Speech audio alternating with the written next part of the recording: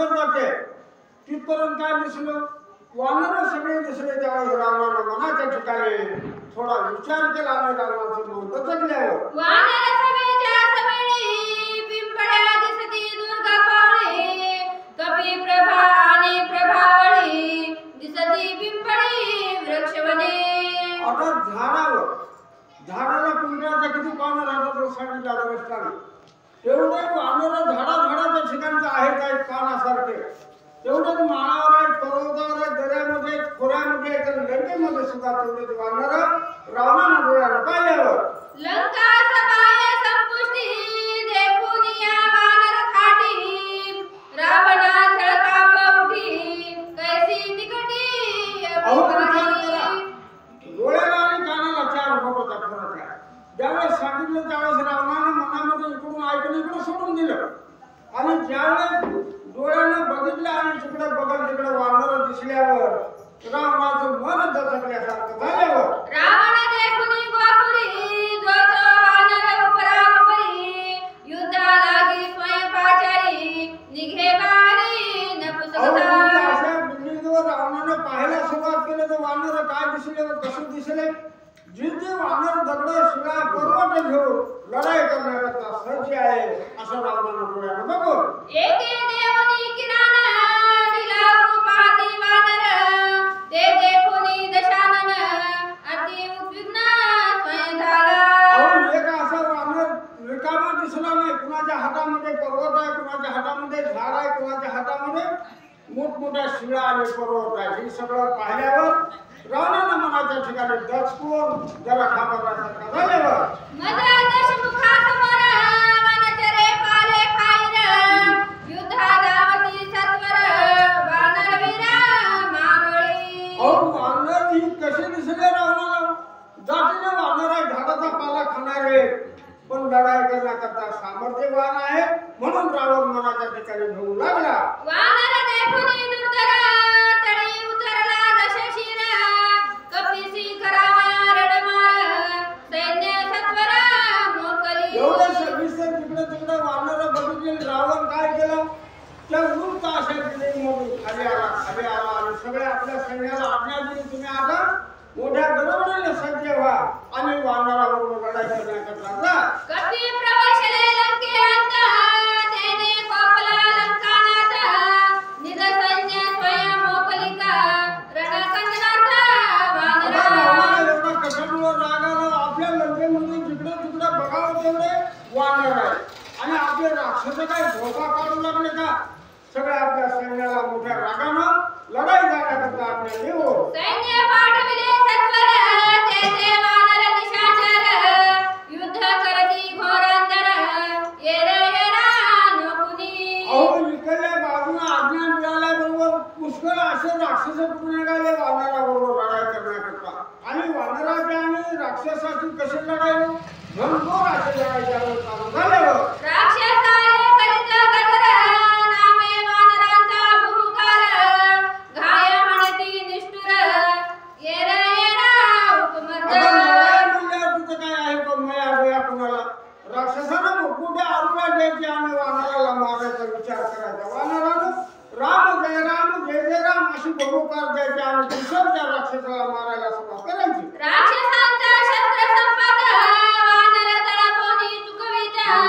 कपिनी करिता पर्वतघात रणी हुंपत राक्षस सांगितले ज्यावेळेस राक्षसानं गदा वानरावर टाकली गदा बघायची वानरानं चकली मारायची चकली कशी उठून उडी मारायची उठून आले उडी मारायची या एकाही राक्षसाच्या हाताने एक सुद्धा वानर मरत नाही आणि वानराने शिवाय पर्वत झाडं टाकल्यावर एका झाडाच्या खाली 10 राक्षस मेल्याशिवाय राहत नाही वानर धरुणी आपुची उपटीला ती आवेशी वानरे ओरपडूनी नेत्रासी आणले राक्षसी अंधत्व वानराने काय करायचं एकदा शेपटामध्ये 10 राक्षस बांधायचे बांधायचे आणि फरफर ओढत नेल्यावर त्यांच्या नाकामध्ये तोंडामध्ये डोळ्यामध्ये माती दिल्यावर काय दिसत होते काही सुद्धा दिसायचं नाही एका खड्यामध्ये नेऊन टाकायचं वामहस्ते नेत्रफोडी दक्षिणहस्ते देऊनी थापटी राक्षसांते तळी पाडी नाक कान राक्षसाला खांद्यावर बसायचं आणि डाव्या हाताचे बोट राक्षसाच्या डोळ्यामध्ये घालायचे, उजव्या हाताला कानाखाली वळली की तिकडल्या तिकडे राक्षस मरायला सुरुवात व्हायची. वानर धरुनी चरण कमळी उपटू दाता दुर्बळी पुच्छे त्यांची निपटूनी नळी पडती भुजळी राक्षसा. आता मग लढाई म्हणल्यावर ते राक्षसासाठी सुद्धा होत होता.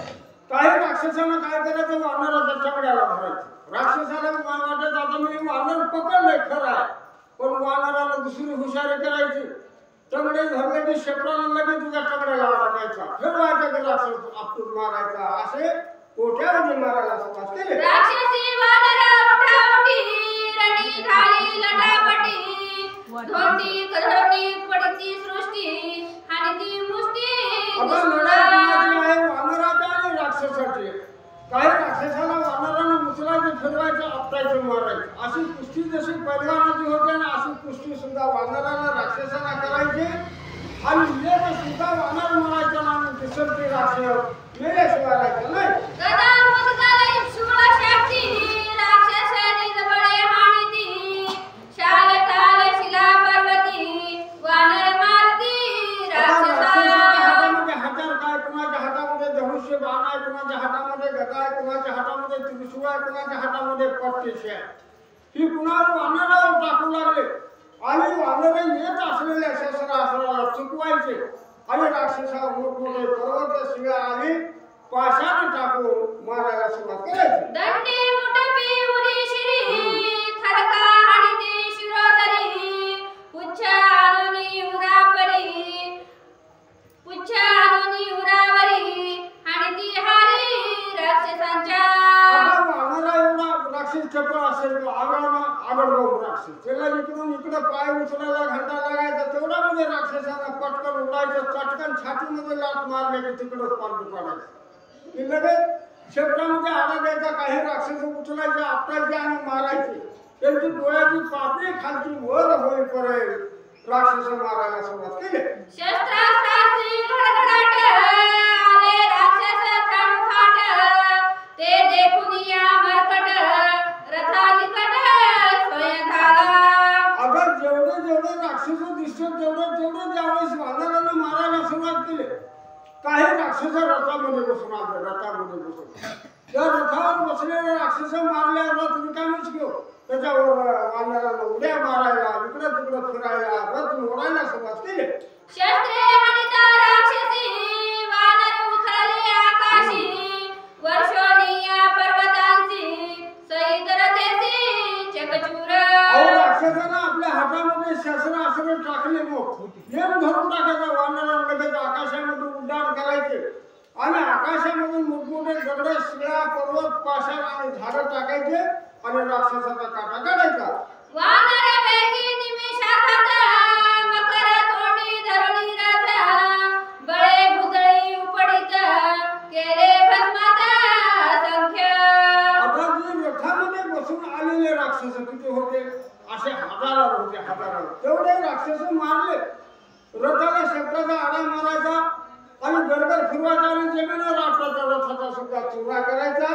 असे राक्षस मारायला वानरांना सुरुवात केली. राक्षस रथ कोट्यानुकोटी वानरी उपडिता सृष्टी रणी एक बोंब उठी लंका त्रिकुटी अकंत. आता लंका म्हणजे त्रिकुट पर्वतावर आहे.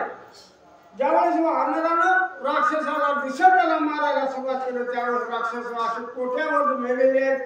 उरले सरले राक्षस वानराच्या भीतीमुळे रडायला, आगायला आणि बोंबायला सुरुवात केल्यावर वानर श्रेणी पडतारणी श्रीरामाच्या नामस्मरणी व्यथा धावुनी तत्क्षणी उठती रणी संग्राम. राक्षस मेले, पण वानराला काही मार लागला नाही का? ऐकणारा म्हणते वानराला कसं मार लागला नाही. वानराला मार लागायचा, मूर्छेना यायची, बेशुद्ध जमिनीवर पडायची. वानर सुद्धा बेशुद्ध पडल्यावर मनाच्या ठिकाणी राम राम राम असं झुकत राहिल्यावर राम नामाच्या सामर्थ्यावर वानर सावध व्हायचे आणि पुन्हा आणखी राक्षसाबरोबर लढाई करायची. नामस्मरता प्रल्हादासी शस्त्रेण भूपती अंगासी श्रीराम सदा पाठीसी वानरासी भयकाय. महाराजांना काय सांगले, रामामध्ये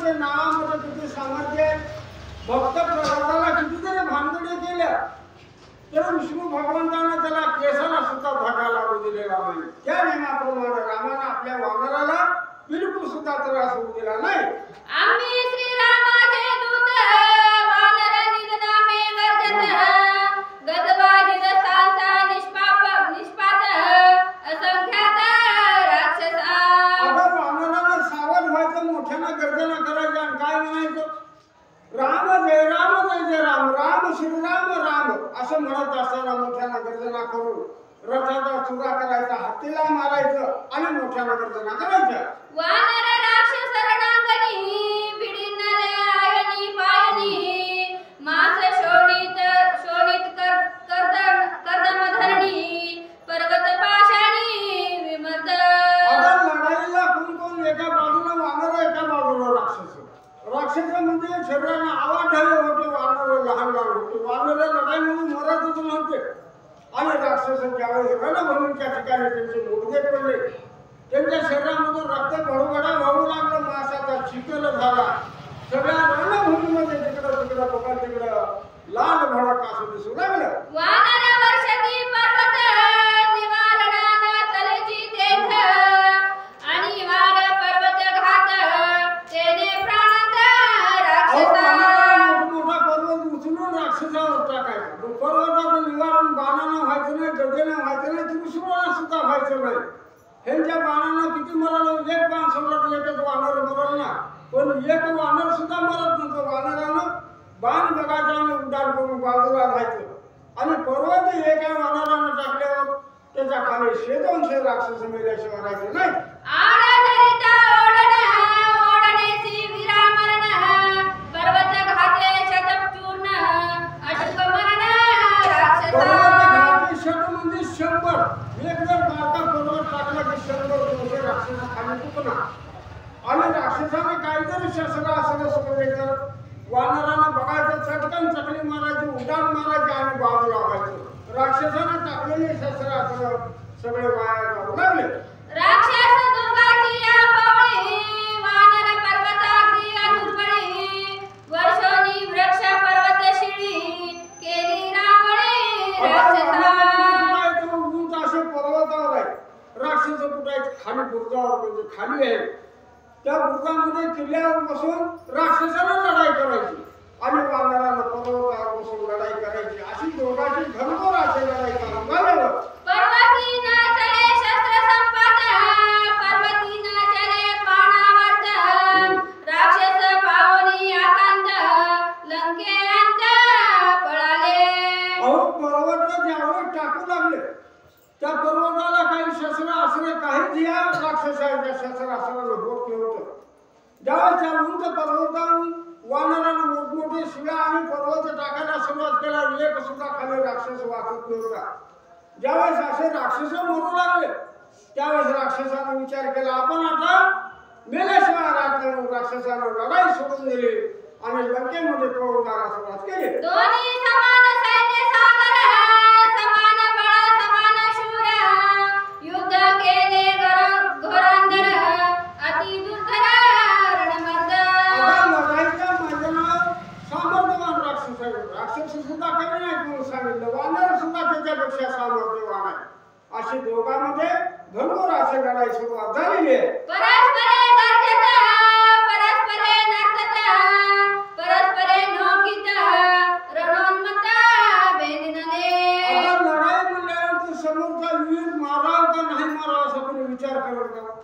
दिसत त्याला एकमेकांना मारायला सुरुवात केली. अशी लढाई बिलकुल सुद्धा आहे काय चालू नव्हती. वानराचा पर्वत घात राक्षस त्रासटले अद्भुत ते पळाले लंकेअंत अति गुंतत घायल. अहो लढाई अशी किती वेळ चालणार? आता जेवढं काही राक्षस लढाई करण्याकरता रावणानं पाठवले होते त्याच्यामधले 12 आणे वानरांना मारले, 4 आणे उरलेले लढाई सोडली आले लंकेमध्ये पळून गेले. राक्षस सैन्य वाट घेत श्रीराम सैन्य विजय पारित हे देखुनी श्री रघुनाथ सुग्रीवादी तोपले. अहो ज्यावेळेस लढाई वानराची आणि राक्षसाची चालू असताना पराजय कुणाचा झाला? राक्षसाचा झाला. जी वाचलेले राक्षस पळून गेले, पळून जीव वाचवण्याकरता.